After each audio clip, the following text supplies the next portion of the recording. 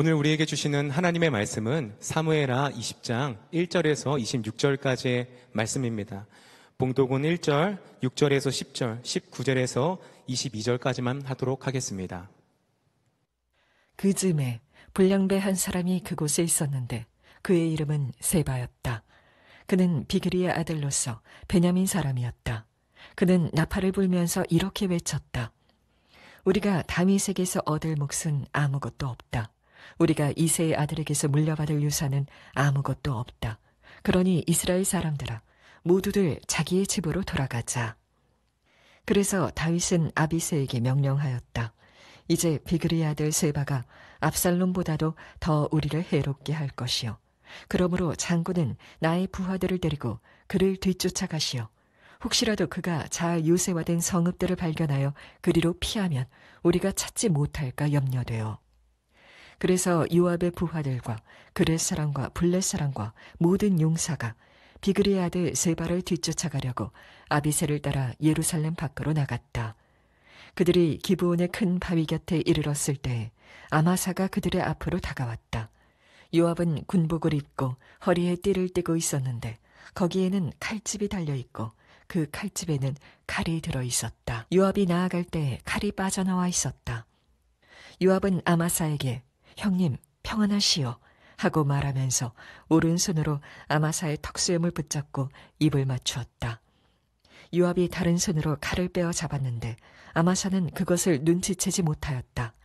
요압이 그 칼로 아마사의 배를 찔러서 그의 창자가 땅바닥에 쏟아지게 하니 다시 찌를 필요도 없이 아마사가 죽었다. 그런 다음에 요압은 자기 동생 아비새와 함께 비그리의 아들 세바를 뒤쫓아갔다. 저는 이스라엘에서 평화롭고 충실하게 사는 사람들 가운데 하나입니다. 그런데 장군께서는 지금 이스라엘에서 어머니와 같은 성읍을 하나 멸망시키려고 애쓰십니다. 왜 주님께서 주신 유산을 삼키려고 하십니까? 요압이 대답하였다. 나는 절대로 그러는 것이 아니오. 정말로 그렇지가 않소. 나는 삼키거나 멸망시키려는 것이 아니오. 그 일이 그런 것이 아니오. 사실은 에브라임 산간지방 출신인 비그리의 아들 세바라는 사람이 다윗 왕에게 반기를 들어서 반란을 일으켰소. 여러분이 그 사람만 내주면 내가 이 성읍에서 물러가겠소. 그 여인이 요압에게 말하였다. 그렇다면 그의 머리를 곧 성벽 너머로 장군께 던져드리겠소. 그런 다음에 그 여인이 온 주민에게 돌아가서 슬기로운 말로 설득시키니 그들이 비그리의 아들 세바의 머리를 잘라서 요압에게 던져주었다. 요압이 나팔을 부니 모든 군인이 그 성읍에서 떠나 저마다 자기 집으로 흩어져서 돌아갔다. 요압은 왕이 있는 예루살렘으로 돌아왔다. 아멘. 하나님의 말씀입니다. 모두 자리에 앉으시겠습니다.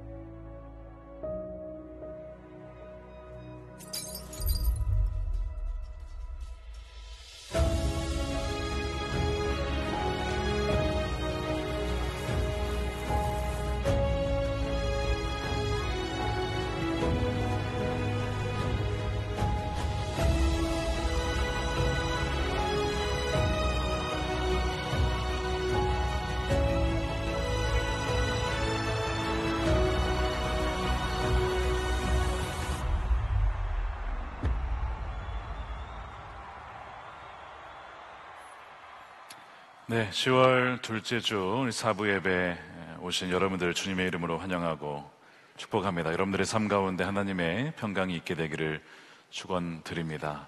우리 저희 앞들에 계신 분들에게 하나님의 평강이 임하시기를 축복합니다. 인사하겠습니다. 네, 감사합니다. 사무엘하 하나님의 나라를 세우는 사람 23번째입니다. 내면의 전쟁에서 승리하는 법이라는 제목으로 말씀을 나누겠습니다. 추석 명절 잘 보내고 오셨죠? 네, 행복한 시간이 되었으리라 생각합니다. 그러나 어떤 가정에는 명절 이후에 폭풍이 불어닥치는 가정도 있을 수도 있겠습니다. 우리가 이 추석 명절 기간 좀 비가 많이 왔습니다. 장마가 다시 왔나 싶을 정도로 좀 날씨가 좀 아쉬웠어요. 여러분, 폭풍이 지나간 것 같은데, 장마가 지나간 것 같은데 다시 찾아올 때가 있습니다. 오늘 사무엘하 20장이 바로 그 내용입니다. 압살롬이라고 하는 폭풍이 왔다가 지나갔어요. 다윗이 하나님의 은혜로 이제 잘 세워나가야겠다. 용서하고 용납하고 그래야겠다. 그렇게 마음을 먹었는데 진짜 전쟁은 폭풍이 지나간 다음에 우리의 내면에서 벌어지게 된다는 것을 사무엘하 20장에서 보여주고 있습니다. 저는 오늘 이 사무엘하 20장을 해석을 할 때에 이스라엘 나라를 바로 우리 내면의 왕국, 바로 그것으로 좀 해석을 하려고 합니다. 하나님의 나라라고 할 때 이 나라라고는 단어가 이 통치하다라는 겁니다. 그러니까 하나님이 우리의 마음과 우리의 생각을 통치하시죠. 그럴 때 우리의 마음 속에 하나님의 나라가 임하는 거예요. 그런데 여러분, 항상 우리 마음이 평안합니까? 그렇지 않습니다. 우리의 내면이 요동치고 정말 성난 파도처럼 출렁일 때가 있어요. 왜 그렇죠? 하나님의 그 나라, 하나님의 다스림을 거부하고 반역하는 세력들이 있기 때문입니다. 바로 오늘 본문에 세바와 유압과 같은 인물로 인하여서 그런 일이 벌어지죠. 그러면 어떻게 하면 우리 내면에서 벌어지는 전쟁을 이기고 승리할 수 있을까? 오늘 사무엘하 20장을 통해서 함께 살펴보고자 합니다. 오늘 20장 1절에 보면 세바라는 인물로 시작을 합니다. 세바는 성경에 의하면 불량배라고 이렇게 묘사가 되어 있어요. 베냐민 사람이고 에브라임 이 산간 지역에서 온 사람입니다. 이 세바가 오늘 본문의 좀 중심에 있는데 어떤 일이 벌어졌는지 알려면 이 19장 후반부를 알아야 됩니다. 기억나시죠? 다윗이 압살롬의 난이 끝나고 참 승리를 하긴 했지만 좀 슬픈 가운데 돌아오게 됩니다. 그때에 이런 얘기를 했잖아요.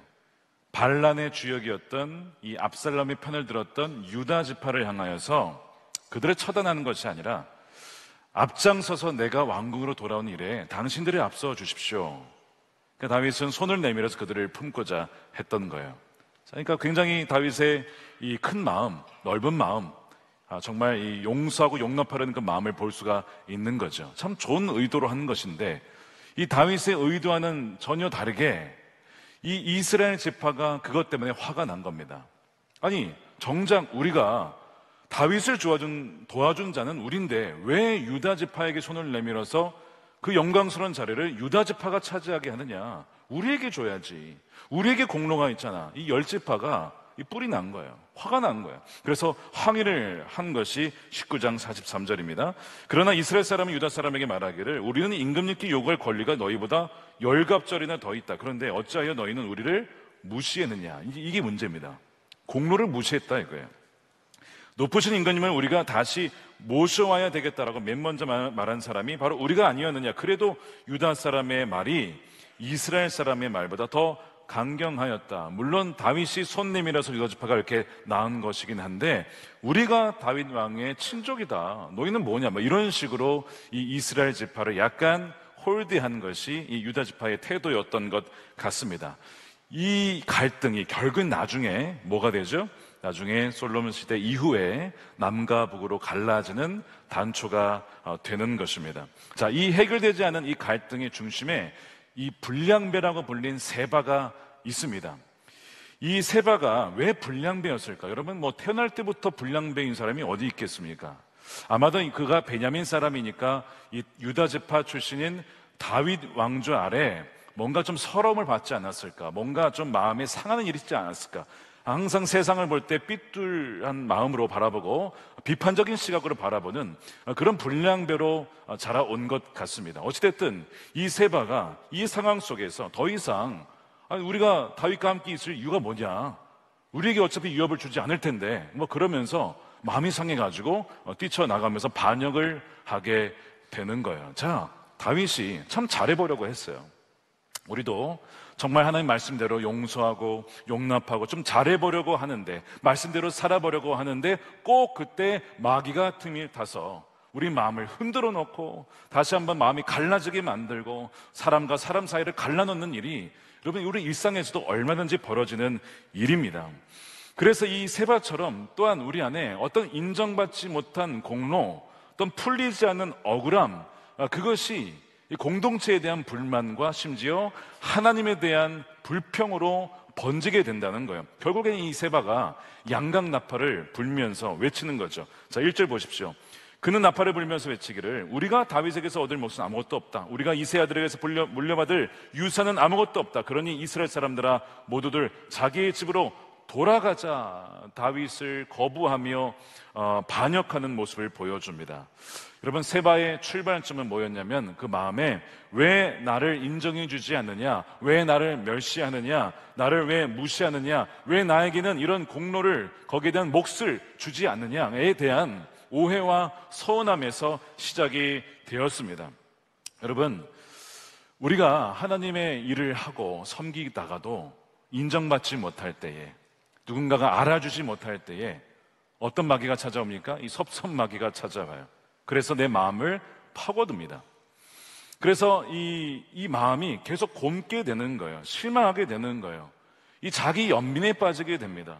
여러분, 자기 연민이라고 하는 것은 갈채받지 못한 이 자아의 이 섭섭함이거든요.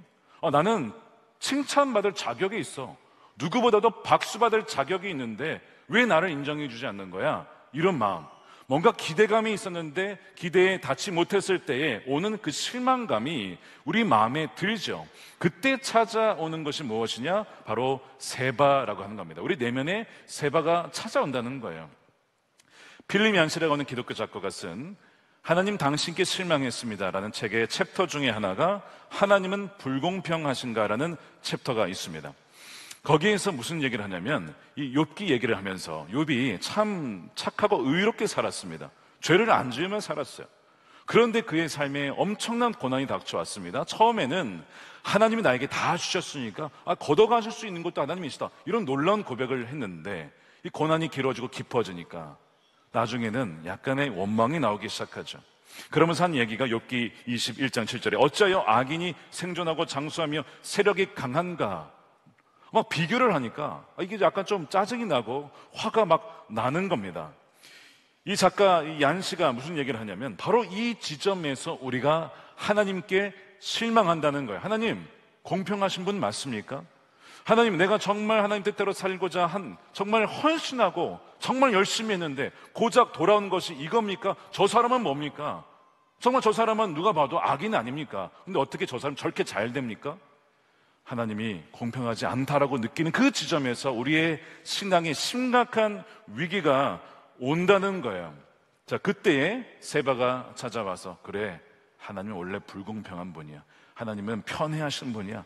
널 사랑하지 않고 죄를 사랑하고 너를 버린 거야. 그러니까 이제 어떤 마음이 들어요?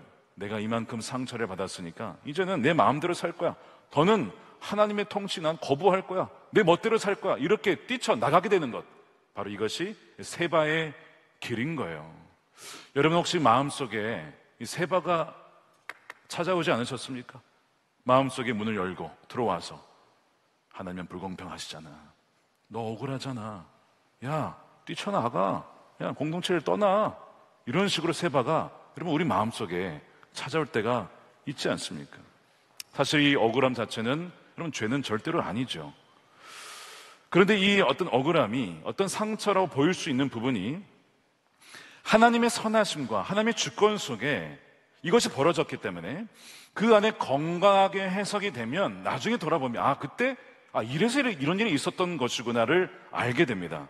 그런데 그 하나님의 주권 가운데 건강하게 해석이 안 되면 나중에 그것이 내 마음속에 상처가 깊은 쓴뿌리가 된다는 거예요. 그러면서 시야가 좁아져요. 마음이 좁아져요. 어떤 좋은 얘기를 들어도, 칭찬을 들어도 저 사람은 진짜 나를 칭찬해서 그런 게 아닐 거야, 저 사람은 내 마음을 정말 알아주지 못할 거야, 이런 식으로 삐뚤어진 시각으로, 소위 불량배와 같은 이 세바처럼 그렇게 마음이 왜곡되어서 나중에는 그 쓴뿌리가 뭐가 됩니까? 마귀가 장난하는 정말 마귀의 놀이터가 됩니다. 그래서 계속해서 마귀가 그 사람에게 하나님을 원망하게 만들고 교회를 원망하게 만들고 어떤 사람을 원망하게 만들고 나라를 원망하게 만들고 이런 식으로 만들어서 이 반역에 가담하도록 하는 그런 일로 인도한다는 것이죠. 결국에는 독립선언을 하는 거예요. 공동체를 떠나고 신앙을 떠나고, 이런 일이 여러분 지금도 벌어지는 일입니다. 이것이요 부부간에도 벌어질 수 있어요. 한 부부가 있었는데 남편이 약간 좀 무뚝뚝한 사람입니다. 아내에게 좀 아마 속으로는 깊이 사랑했는지 모르겠지만 표현을 잘 안 하고 말을 좀 툭툭 내뱉는 스타일이에요. 그러니까 아내가 이것이 좀 마음에 상처가 됐어요. 부부 상담을 받고 자기가 상담도 받고 기도도 받고, 근데 남편이 변하질 않는 겁니다. 너무 속이 상하는 거예요. 자신을 잘 대해주지 않는 것 같은 거예요. 그러니까 그녀의 어떤 정당한 이 상처가 결국 이 해석되지 않은 고통이 되었고, 그것이 쓴뿌리가 됩니다. 결국에는 그 쓴뿌리에 마귀가 찾아와서 세바의 나팔을 이렇게 부는 거예요. 너는 남편과의 관계를 개선하기 위해 충분히 노력했어. 이 관계에서 내가 받을 몫은 이제 더 이상 없는 거야. 너가 이 남편이랑 살아봤자 받을 몫이 뭐겠어? 고통뿐 아니겠어? 저 사람 절대 변하지 않을 거야. 그러니까 뭐해? 독립해. 여러분, 이것이 부부관계에서 찾아오는 세바의 소리 아닙니까? 그러면서 하나님도 내 사정을 아실 거야. 내 마음을 아실 거야. 더 이상은 못 참겠어. 여러분, 성경에 회개하지 않은 가능의 문제, 정말 이거는 뭐 감당할 수 없는 가정폭력의 문제, 정말 살기 위해서 정말 이 하나님의 언약 관계를 파괴하는 그런 특수한 어떤 예가 있습니다. 특별한 예가 있어요. 그런 경우에는 정말 그 사람을 살리기 위해서 이혼 증서를 내어주어라, 그런 조항이 있지 않습니까? 그런데 그런 경우를 제외하고 어떤 경우를 보면 내 억울함과 상처가 너무 커서 하나님이 짝지어 주신 것을 사람이 나누지 못한다는 말씀이 내게 별로 다가오질 않고, 이게 더 현실이야. 그래서 그냥 이걸 택하는 거예요. 하나님, 제가 이 영역만큼은, 이 부부관계만큼은 제가 제 뜻대로 하겠습니다. 떠나는 거예요. 이것이 세바의 길이 바로 부부관계에서도 얼마든지 일어날 수 있습니다. 근데 여러분, 세바를 가만 보면 그의 억울함이 느껴지시죠? 근데 이거 세바의 오해였습니다. 엄청난 오해였어요. 지금 다윗이 이스라엘 지파를 무시한 게 아니에요. 다윗이 얼마나 이스라엘 지파가 고마웠습니까?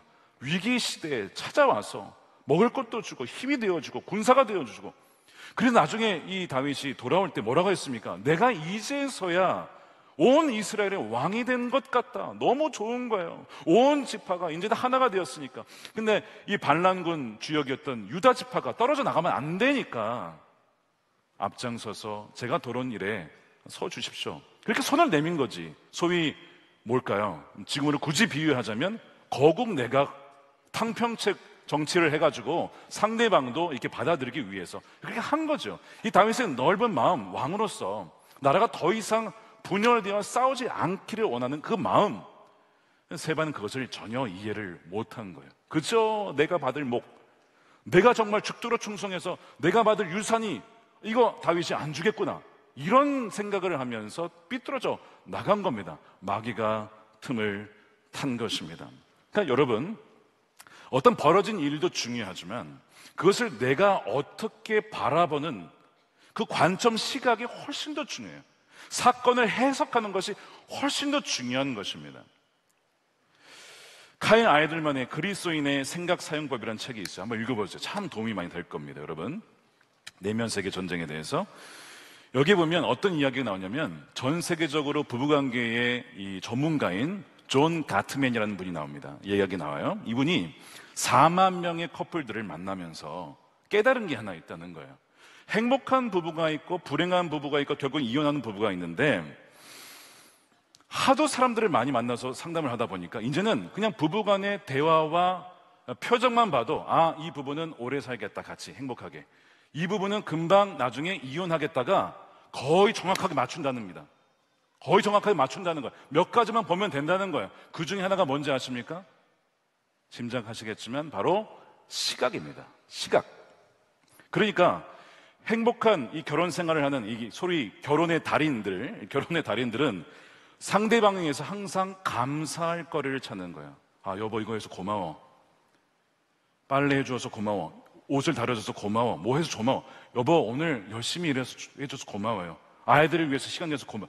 항상 감사할 거리를, 인정할 거리를 찾고 그렇게 세워준다는 거예요. 최대한 상대방의 행동을 좋은 쪽으로 해서 긍정적인 감정이 우세하다는 거예요.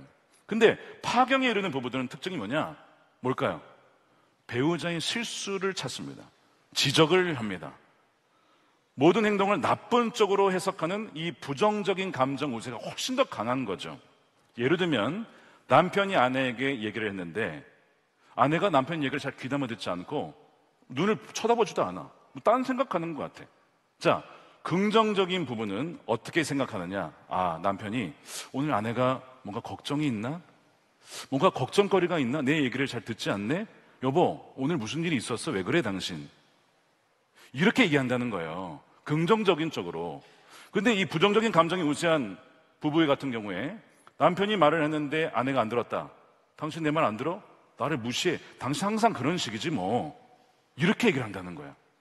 그러니까 계속 대화가 그런 식으로 막 계속 삐뚤어지는 거예요. 그래서 여러분, 사실 일어난 사건도 물론 부부관계에 영향을 미치지만 뭐가 더 중요합니까? 그 사건을 바라보는 시각과 관점이 훨씬 더 중요하다는 것. 그것을 어떻게 인식하느냐가 훨씬 중요한 거죠. 자, 세바의 문제가 여기에 있었습니다. 시각의 문제가 있었어요. 지금 다윗이 이스라엘 지파를 무시한 게 아니에요. 버리겠다는 게 아닙니다. 근데 이 세바 불량배로 불렸던 이 사람의 삐뚤어진 시각 속에서는 그렇게 보이는 거예요. 왕의 관점이 이해가 되지 않는 거예요. 여러분, 이런 일들이 성경에 곳곳에 벌어집니다. 여러분, 12정탐꾼 이게 잘 아시잖아요. 12명이 가나안 땅에 가서 40일간 정탐을 했어요. 오랜 시간 정탐을 했습니다.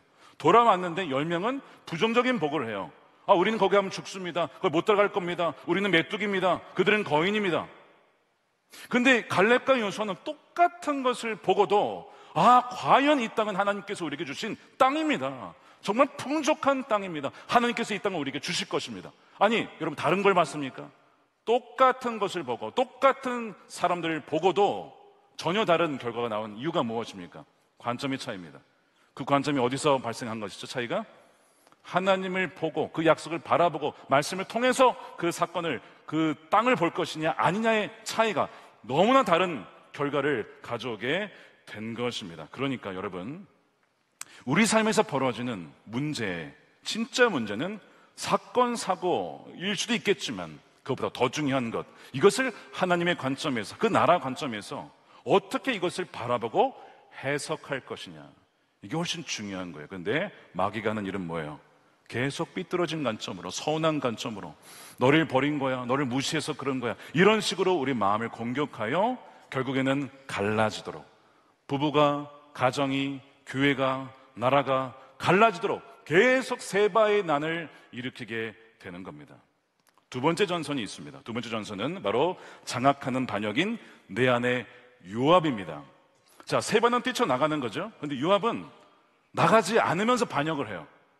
하나님 나라 안에 머물러 있어요. 이스라엘 안에 머물러 있어요. 그런데 왕의 뜻을 거역하고 내 뜻대로 행하는 자가, 그런 형식의 반란이 요압의 반란입니다. 자, 오늘 본문에 어떤 일이 벌어졌어요? 아마사를 다윗이 총사령관으로 세웠던 거 기억나시죠? 반역군이었는데 총사령관을 품었어요.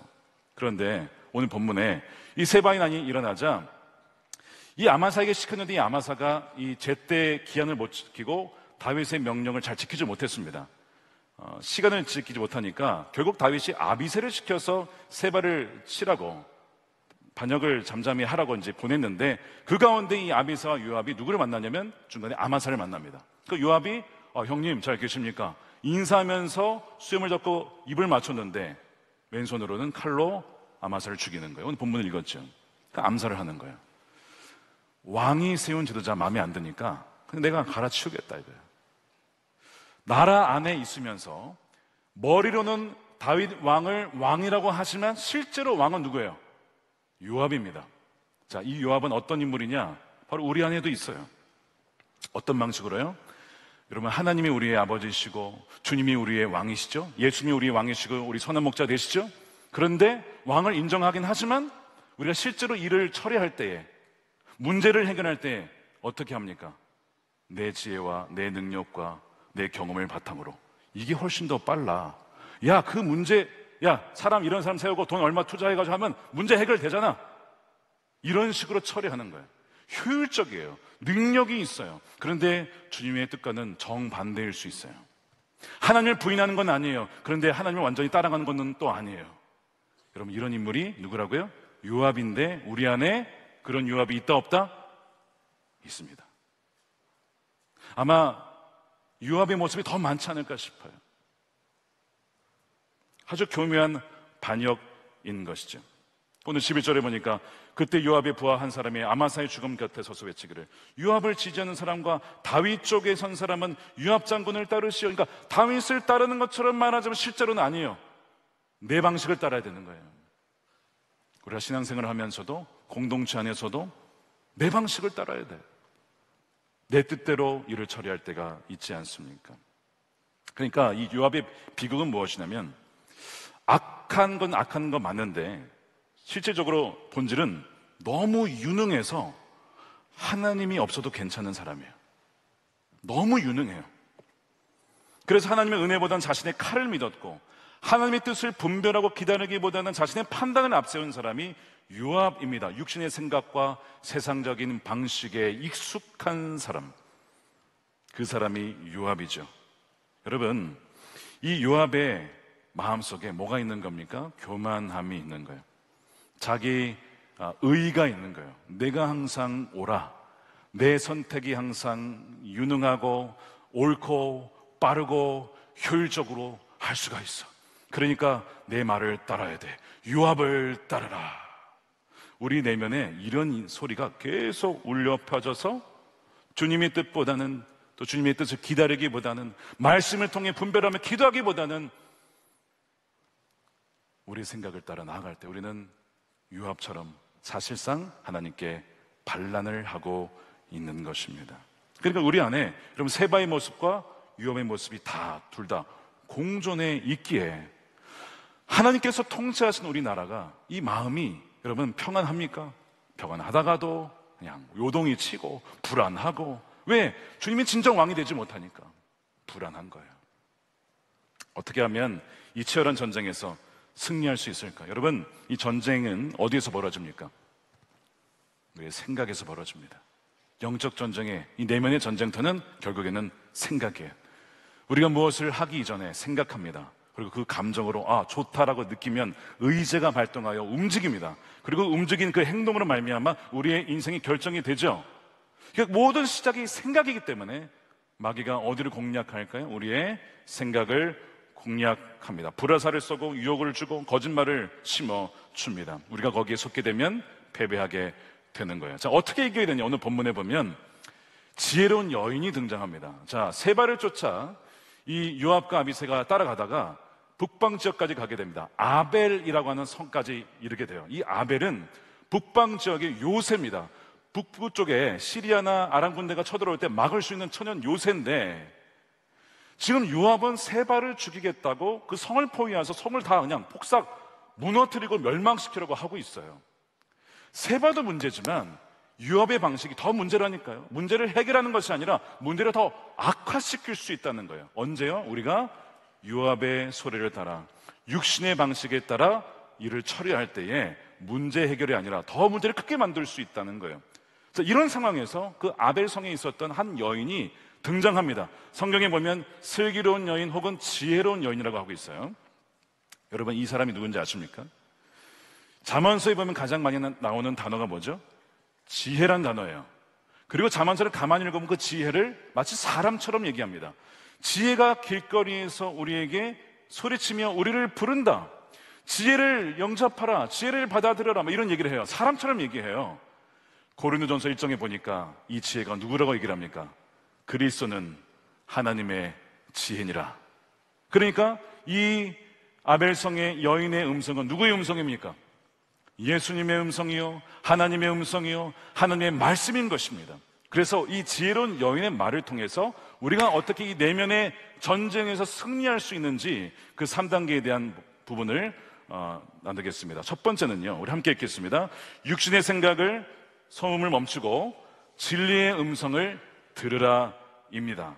자, 말씀드린 것처럼 세바의 반역 때문에 요압이 왔는데 이 요압이 성을 다 무너뜨리려고 하고 있어요. 사람들을 다 죽이려고 하고 있는 거예요.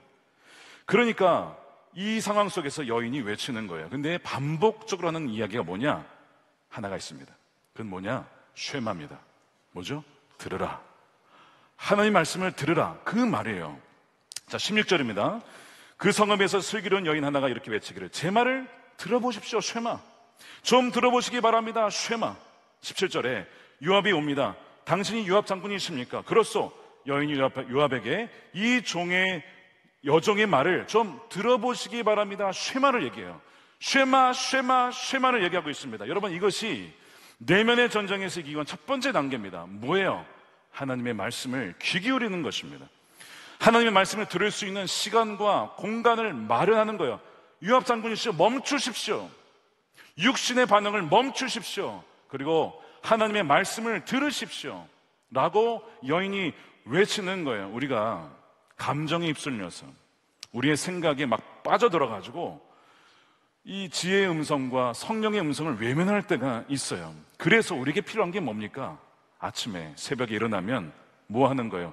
새벽 기도를 하면서 말씀을 펴면서 하루 시작하기 앞서서 하나님 나에게 주시는 말씀이 무엇입니까? 제가 듣겠습니다.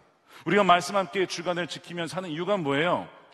말씀 묵상이 습관화가 안 되어 있는 분들에게 치열한 영적 전쟁에서 이 생각을 지키지 않고 말씀을 듣지 않으면 이길 수가 없으니 우리가 이기기 위하여 우리 말씀을 들읍시다. 말씀을 묵상합시다. 말씀을 암송합시다. 하기 위하여 속회에서 지역에서 교회에서 컨퍼런스를 통해서 계속 우리에게 주님은 뭐라고 말씀하시는 거예요? 쉐마, 쉐마, 들어라. 우리에게도 지금 말씀하고 있는 겁니다. 누가요? 주님께서. 그러면 듣지 않으면 절대로 여러분 전쟁에서 이길 수가 없어요. 1단계는 여러분 멈추고 듣는 것입니다. 2단계는 하나님의 진리로 반격하라입니다. 자, 이 지혜로운 여인이 이 요압이 쳐들어온 상황을 이렇게 하나님의 관점으로 재해석합니다. 그것이 19절이에요. 저는 이스라엘에서 평화롭고 충실하게 사는 사람들 가운데 하나입니다. 그런데 장군께서 지금 이스라엘에서 어머니와 같은 성읍을 하나 멸망시키려고 애쓰십니다. 왜?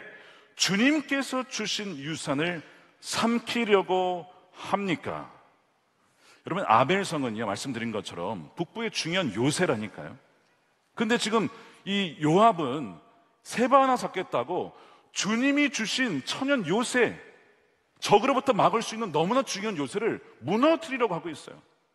그 얘기를 하니까 요압의 입장에서도 나는 그러려고 온 거 아닌데, 나는 하나님 일을 하러 온 것인데, 아니야, 난 세바 잡으러 온 거지 멸망시키러 온 게 아니야. 근데 여인의 말을 들어보니까 내가 지금 하나님의 유업을 파괴시키고 있네. 문제를 해결하는 것이 아니라 더 악화시키고 있네. 말씀을 들으니까 내가 문제라는 것을 알게 돼요. 내가 육신대로 처리했구나. 내가 내 본성대로 처리했구나. 내 방식대로 처리했구나. 그것을 말씀을 통해 깨닫게 되는 것입니다. 여러분, 우리가 잘못되어 있는 것을 어떻게 하느냐? 말씀이 우리에게 말씀을 할 때에 깨닫게 되는 거예요. 그때 내가 주의 명령을 벗어났구나. 십계명을 범하였구나. 그걸 깨닫게 되는 거예요. 그래야 변화가 시작되죠. 더 이상 사탄이 우리를 장악할 수가 없는 겁니다. 시편 기자들을 보십시오. 다윗을 보십시오. 어떤 말씀이 많이 나오냐면 내 영혼아 어찌하여 낙심하냐, 절망하냐, 왜 그러고 있어? 그러면서 뭐라고 합니까? 진리의 말씀으로 너는 하나님께 소망을 둬라. 하나님이 너의 소망 되시지 않냐? 너의 요새 되시지 않냐? 너의 산성 되시지 않냐? 일어나라. 세바가 우리에게 하나님이 너를 버렸어. 너의 헌신은 아무 소용없어. 이렇게 속삭일 때에 고린도전서 15장 58절에 뭐라고 되어 있습니까? 그리스도 안에서 너의 수고가 결코 헛되지 아니한다. 라는 말씀으로 반격을 하시는 거예요. 하나님 나를 결코 버리지 않으셔서 히브리서 13장 5절 말씀으로 반격을 하시는 거예요. 마귀의 거짓 때문에 속지 마십시오. 진리의 말씀으로 반격하는 여러분 되시길 축복합니다. 지난 금요 성령 집회 때 치유 집회 간증이 있었어요. 신철웅 성도님이 아마 백신을 맞고 좀 부작용이 있었던 것 같습니다. 면역 매개 괴사성 근염, 이 근육에 문제가 있어 힘을 쓸 수가 없는 좀 안타까운 일이 벌어졌어요. 낙심이 될 수 있잖아요. 절망이 될 수 있잖아요. 그런데 그때마다 더 말씀 기도의 자리에 신년 금식성회, 금요 성령 집회 사모하면서 나갔습니다. 그때 하나님 주신 말씀을 붙잡게 되는 거예요. 베드로전서 5장 9절에 잠깐 고난을 당한 너희를 친히 온전하게 하시며 굳건하게 하시며 강하게 하시며 털을 견고하게 하시려다, 이 말씀이 선포됐을 때 아멘, 이 말씀이 나에게 주신 하나님의 말씀이다. 쉐마의 그 말씀에 아멘으로 그렇게 취하게 된 거예요. 그 고백을 하시는 거예요. 그래서 자신은 연약하지만 그러나 오히려 내 영혼은 더 강건해지고 있습니다. 제 마음은 더욱더 주의 은혜로 충만합니다. 그 귀한 고백을 해 주셨어요. 우리 마음속에 요압이 막 요동치는 거예요. 야, 기도할 시간이 어디 있어? 금식할 시간이 어디 있어? 빨리 일 처리해야지 라고 할 때에 역대하 말씀 20장 15절 말씀을 근거로 하여서 전쟁은 내게 속한 게 아니야. 전쟁은 하나님께 속했으니까 우리가 두 손을 들고 하나님께 기도해야지. 그럴수록 기도해야지 문제를 내 힘으로 해결할 수 있겠습니까?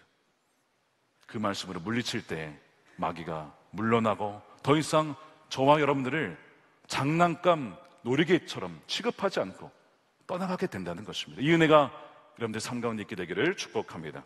그래서 모든 생각을 사로잡아서 말씀으로 분별해 보라는 거예요. 그리스도에게 복종시키라는 거예요. 모든 생각이 다 하나님의 생각이 아니고 바로 사단이 심어준 생각이 있기 때문에 진리의 말씀으로 반격을 하라는 것입니다. 자, 세 번째 단계는 뭘까요? 바로 진짜 적의 머리를 베는 겁니다. 이 여인이 딱 들어보니까 요압이 온 것은 이 성을 멸망시키려고 온 게 아니라 세바를 잡으러 온 거예요. 자, 그러면 세바만 주면 됩니까? 그렇다는 거예요. 그러면 제가 그렇게 하겠습니다.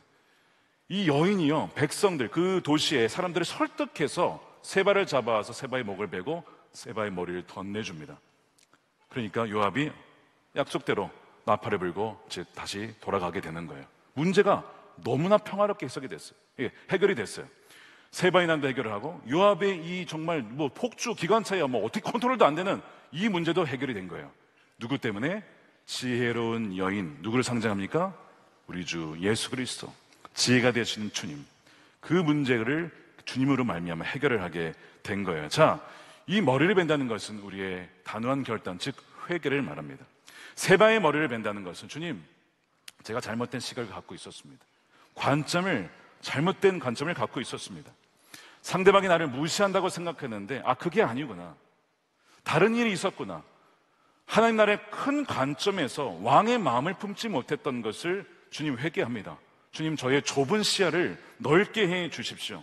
저의 억울한 마음 있었지만 그러나 이 감정이 사로잡혔던 것을 회개하며 좁은 시각을 넓혀주시기를 원합니다. 이해할 수 없는 상황 속에서도 하나님의 신실하신 통치를 신뢰하오니 나를 인도해 주십시오. 이게 이 세바의 머리를 베는 거예요. 요압을 물리치는 것은 무엇입니까? 주님을 위한다고 하면서 나의 교만과 자기 의를 내세웠던 것을 십자가에 못 박는 거예요.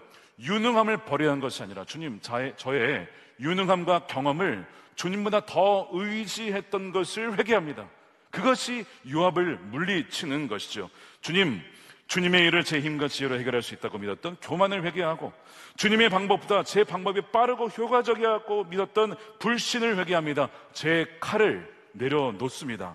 더디고 답답한 것 같아도 주님의 신뢰, 은혜의 방식을 신뢰하며 기다리겠습니다. 이렇게 할 때에 여러분, 세바가 물러나고 요압도 물러나고 우리의 내면에 하나님의 나라가 진정한 평강으로 임하게 되는 줄 믿으시기를 축복합니다.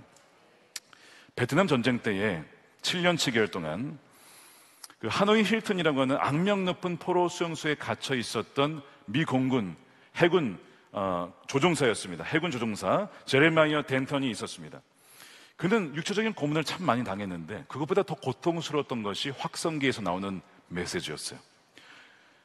뭐냐면, 너희는 졌다, 고국은 너희를 버렸다, 조국은 너희를 버렸다, 너희는 여기서 죽을 거야. 이것이 매 그냥 아침마다 저녁마다 계속 확성기가 울리니까 다른 고문보다 그게 가장 힘들었다고 해요. 그래서 어느 날은 내가 저 확성기를 끌 수는 없지만 내 내면에 저보다 더 큰 음성을 낼 수 있지 않느냐. 뭘 생각했냐면, 내가 암송했던 말씀을 그가 자기 영혼에 선포하기 시작합니다. 그것이 빌립보서 4장 8절입니다. 우리 함께 읽어보겠습니다. 시작.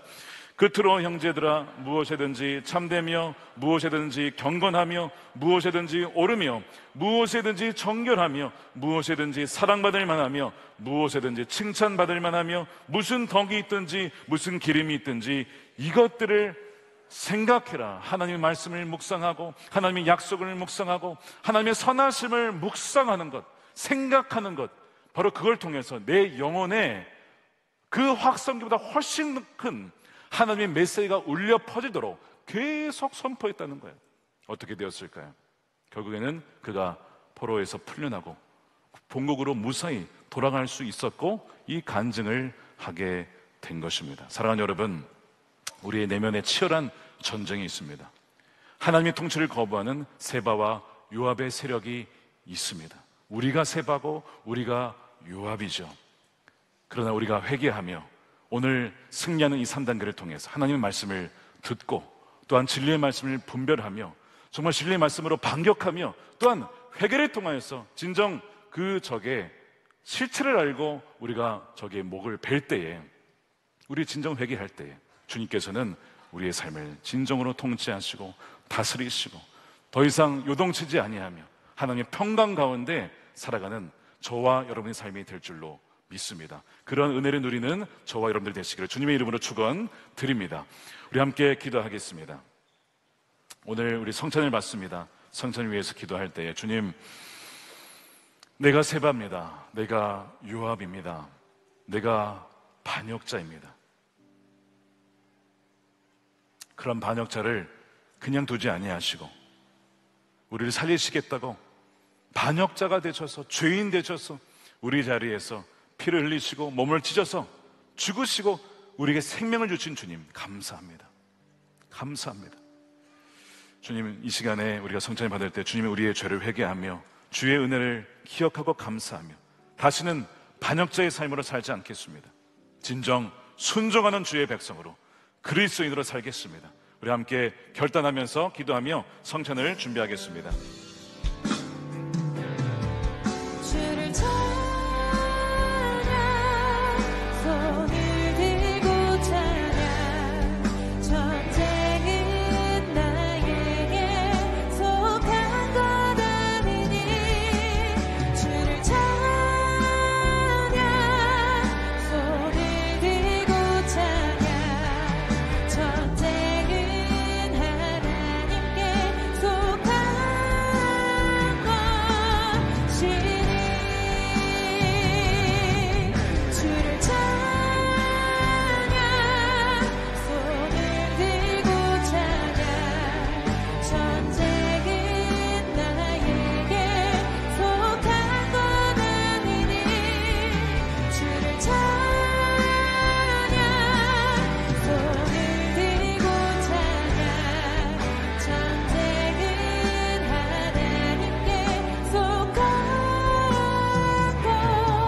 것이니. 살아계신 아버지 하나님 감사합니다. 성천주일에 우리를 불러 모아주시고 이 시간에 주의 거룩한 식탁으로 초대해 주심에 감사드립니다. 성령께서 임재하여 주셔서 떡과 포도주에 임재할 때에 우리가 먹고 마실 때에 우리가 주님과 연합된 자로서 더 이상 나의 옛사람은 죽고 이제는 주님께서 내 안에 사심을 고백하며 거룩한 주의 백성답게 살아가는 하나님의 자녀들 다 되게 하여 주시옵소서. 예수님의 이름으로 감사하며 기도드립니다. 아멘. 예수님께서 잡히시던 밤에 떡을 떼어 축사하시고 나눠주시면서 말씀하셨습니다. 이것을 받아 먹으라. 이것은 너희를 위하여 주는 내 몸이다. 너희가 이것을 행할 때마다 나를 기억하여라 하셨습니다. 또 잔을 들어 축사하시고 제자들에게 나눠주시면서 말씀하셨습니다. 이것을 받아 마셔라. 이것은 너희를 위하여 주는 나의 피, 너희의 죄사함을 얻게 하는 새 언약의 피라고 말씀하셨습니다. 우리가 세바고 우리가 요압입니다. 우리가 반역자이고 우리가 죽었어야 되는데 주님께서 반역자의 모습으로, 죄인의 모습으로 나무에 달려 친히 모든 저주를 대신 받으시고 우리를 살게 하셨습니다. 우리가 이 은혜를 받은 자들입니다. 이 은혜를 우리가 어떻게 갚을 수가 있겠습니까? 이 은혜를 받은 자인지 어찌 반역하며 살 수가 있겠습니까? 오늘 이 상찬을 받으면서 주님의 은혜에 감사하며 정말 이제는 반역자가 아니라 순종하는 주의 백성으로, 하나님의 거룩한 백성으로 살게 해 주십시오. 그렇게 은혜를 고백하며 누리며 살아가는 저와 여러분들 되시기를 축복합니다. 먼저 빵을 받으시고 말씀 묵상 후에 함께 드시도록 하겠습니다. 나는 하늘에서 내려온 살아있는 떡이니 사람이 이 떡을 먹으면 영생하리라. 내가 줄 떡은 곧 세상의 생명을 위한 내 살이니라 하시니라. 우리가 축복하는 바 축복의 자근은 그리스도의 피에 참여함이 아니며 우리가 떼는 떡은 그리스도의 몸에 참여함이 아니냐. 떡이 하나요 많은 우리가 한 몸이니 이는 우리가 다 한 떡에 참여함이라. 친히 나무에 달려 그 몸으로 우리의 죄를 담당하셨으니 이는 우리로 죄에 대하여 죽고 의에 대하여 살게 하려 하심이라. 그가 채찍에 맞음으로 너희는 나음을 얻었나니. 사랑하는 자들아, 우리가 서로 사랑하자. 사랑은 하나님께 속한 것이니 사랑하는 자마다 하나님으로부터 나서 하나님을 알고 사랑하지 아니하는 자는 하나님을 알지 못하나니 이는 하나님은 사랑이심이라. 하나님의 사랑이 우리에게 이렇게 나타난 바 되었으니 하나님의 자기의 독생자를 세상에 보내심은 그로 말미암아 우리를 살리려 하심이라. 여러분을 위해 주신 우리 주 예수 그리스도의 몸이 여러분을 영생에 이르도록 보호해 주십니다. 그리스도께서 여러분을 위해 죽으셨음을 기억하면서 믿음과 감사로 이 떡을 받으시기 바랍니다. 이것은 저와 여러분이 주시는 주님의 몸입니다. 아멘. 역시 우리 잔을 받으시고 묵상 후에 함께 드시겠습니다. 만일 우리가 죄가 없다고 말하면 스스로 속이고 또 진리가 우리 속에 있지 아니할 것이요, 만일 우리가 우리 죄를 자백하면 그는 미쁘시고 의로우사 우리 죄를 사하시며 우리를 모든 불의에서 깨끗하게 하실 것이요. 나의 자녀들아, 내가 이것을 너희에게 쓰면 너희로 죄를 범하지 않게 하려 함이라. 만일 누가 죄를 범하여도 아버지 앞에서 우리에게 대언자가 있으니 곧 의로우신 예수 그리스도시라. 그는 우리 죄를 위한 화목제물이니 우리만 위할 뿐 아니요 온 세상의 죄를 위하심이라. 수고하고 무거운 짐진 자들아, 다 내게로 오라. 내가 너희를 쉬게 하리라. 하나님이 세상을 이처럼 사랑하사 독생자를 주셨으니 이는 그를 믿는 자마다 멸망하지 않고 영생을 얻게 하려 하심이라. 미쁘다 모든 사람이 받을 만한 이 말이여, 그리스도 예수께서 죄인을 구원하시려고 세상에 임하셨다 하였도다. 여러분을 위해 흘리신 우리 주 예수 그리스도의 피가 여러분을 영생에 이르도록 보호해 주십니다. 그리스도께서 여러분을 위해 흘리신 피를 기억하면서 믿음과 감사로 이 잔을 받으시기 바랍니다. 이것은 저와 여러분이 주시는 주님의 피입니다. 아멘. 드신 자는 좌우의 홈에 넣어주시면 감사하겠습니다. 한 번 더 기도하겠습니다. 거룩하신 아버지 하나님, 감사합니다. 오늘 말씀을 들으며 우리가 세바요, 우리가 유압임을 고백합니다. 마음에 서운한 마음과 응어해진 마음, 왜곡된 시각으로 세상을 바라보았던 것을 이 시간 돌이키며 회개하오니 우리의 마음의 상처와 서러운 마음을 위로하여 주시고 치유하여 주시옵시고 하나님의 나라의 관점에서 주님의 마음으로 바라볼 수 있는 선한 마음을 허락하여 주시옵소서. 하나님, 봉사하고 섬기면서 우리 안에 어떤 다른 것을 원하는 것이 아니라 주님의 은혜가 너무나 충분하니 주여 그것이면 충분합니다. 알아주지 못한다 하더라도, 누가 세워주지 않는다 하더라도 주님, 저는 무익한 종입니다 라고 겸손하게 주 앞에 나아가는 하나님의 백성들이 다 되게 하여 주시옵소서. 그리하여 마음의 쓴뿌리가 제거되게 하여 주시고 사탄이 틈타지 않도록 막아주시며 우리 안에 요압과 같이 내 마음과 내 뜻과 내 능력과 내 힘과 능력을 의지하여 살아가고자 했던 그 모든 시도들을 멈추고 하나님의 선하심과 조금은 느린 것 같아도 그러나 바른 방향으로 우리를 인도해 주시는 하나님의 발걸음을 따라, 또 주의 인도하심을 따라, 선한 목자 되신 주님을 따라 한 걸음씩 한 걸음씩 순종의 발걸음을 내딛는 하나님의 거룩한 백성들이 되게 하여 주시옵소서.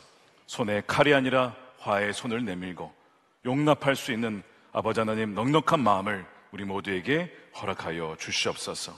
아버지 하나님, 이 시간 온전한 10의 1조와 또한 성경금과 구정금으로 주님께 올려드리며 우리의 삶을 다시 한번 결단하며 드리오니 주님의 기쁘신 뜻을 위하여 하나님 나라를 세우는 데에 우리를 사용하여 주시옵소서. 아버지 하나님, 묶여있던 관계가 풀어지게 하시고 원수되었던 관계가 용서되며 화해대가 되어지는 놀라운 은혜의 해를 허락하여 주시옵소서. 이 나라를 기억하여 주시고 하나님을 경외하는 나라, 또 하나님 지도자들에게 분별력과 지혜를 주시고 무엇이 하나님이 원하시는 것인지, 무엇이 이 나라와 백성을 위한 것인지를 분명히 깨닫고 하나하나 하나님 나라 위하여, 또 백성들을 위하여 정치를 행하는, 또 분별하여 시행할 수 있는 그 능력을 우리 모든 지도자들에게 허락하여 주시옵소서. 남과 북이 복음으로 통일되게 하시고 북한에 억눌리는 주의 백성들, 김정욱, 김국기 목사님, 최충길 선교사님, 장문석 집사님 비롯한 주의 백성들을 속히 풀어 주시옵시고 하나님 함께 평양에서도 북한 땅에서도 예비하는 그날이 속히 오게 하여 주옵소서. 아버지 하나님, 선교지에서 신실하게 섬기시는 우리 선교사님들에게 새 힘을 주시고 건강을 주시고 우리도 함께 동역함으로 또 파송 선교사로서 우리도 함께 기도하며 또 하나님 나라를 세워나갈 때에 주께서 오시는 그 길을 예비하는 신실한 자녀들로 살아가게 하여 주옵소서. 축복하며 예수님의 이름으로 기도드립니다. 아멘. 다 같이 일어나셔서 준비하신 힘을 드리며 함께 찬양하겠습니다.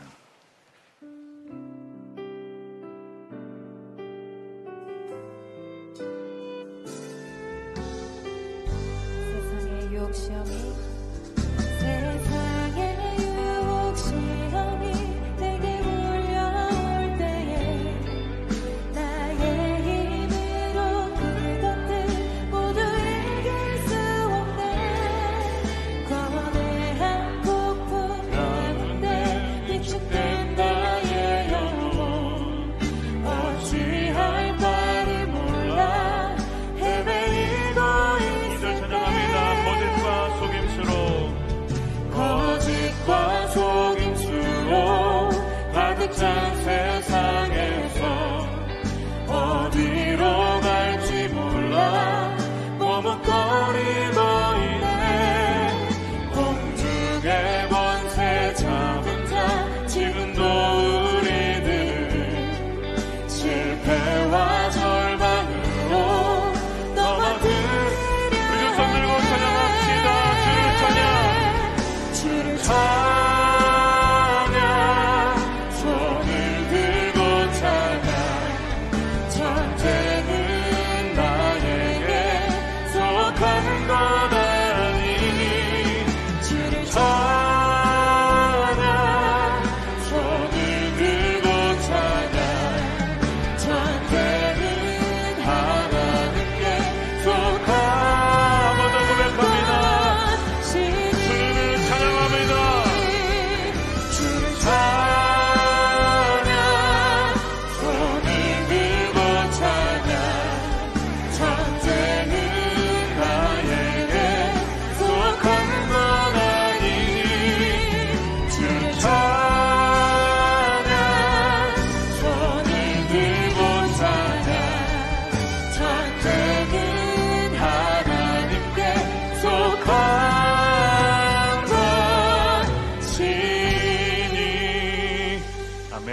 하겠습니다. 이제는 우리 주 예수 그리스도의 크신 은혜와 아버지 하나님의 측량할 수 없는 무궁한 사랑하심과 우리와 늘 세상 끝날까지 함께 하시는 성령님의 가방감동 교통 내주하심이 치열한 내면의 영적 전쟁에서 승리하기 위하여 듣고 진리의 말씀으로 반격하고 회개의 결단으로 나아가는 사랑하는 우리 선한목적의 모든 예배자들 머리머리 위에 저들의 가정과 일터와 사랑하는 자녀들과 다음 세대와 주의 몸된 교회와 조국 대한민국과 열방 가운데 영원히 함께 하시기를 간절히 축원하옵나이다. 아멘.